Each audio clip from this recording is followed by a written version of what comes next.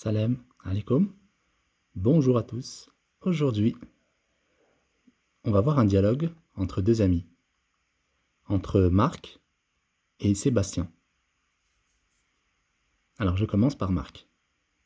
Ce jour est long comme un jour sans pain.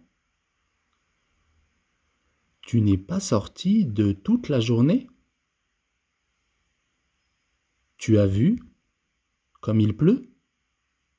Je n'ai pas envie d'être trempé comme une soupe.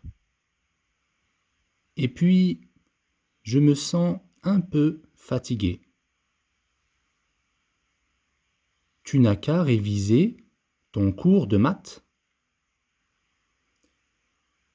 Je ne sais pas exactement sur quoi la prof va nous interroger.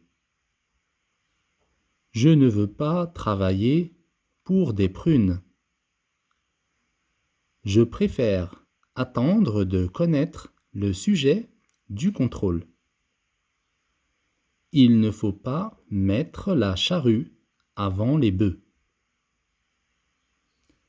D'accord, mais si elle fait un contrôle sans vous prévenir, ça sera la fin des haricots.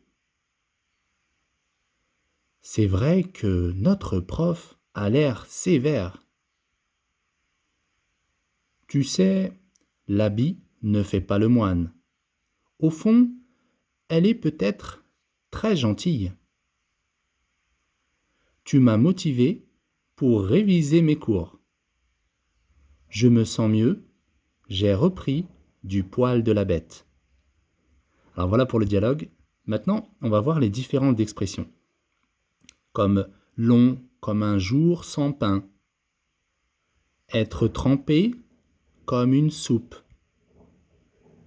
Travailler pour des prunes. Mettre la charrue avant les bœufs. Ça sera la fin des haricots. L'habit ne fait pas le moine.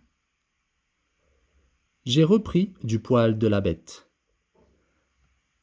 Alors mettre la charrue avant les bœufs, c'est ne pas faire les choses dans le bon ordre. Long comme un jour sans pain, c'est quelque chose qui dure longtemps dans la durée. Être trempé comme une soupe, c'est être mouillé quand on a été sous la pluie. Faire quelque chose pour des prunes, c'est faire quelque chose pour rien.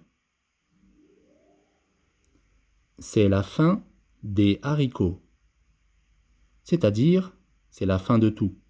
Rien ne va plus. L'habit ne fait pas le moine, c'est-à-dire qu'il ne faut pas se fier aux apparences.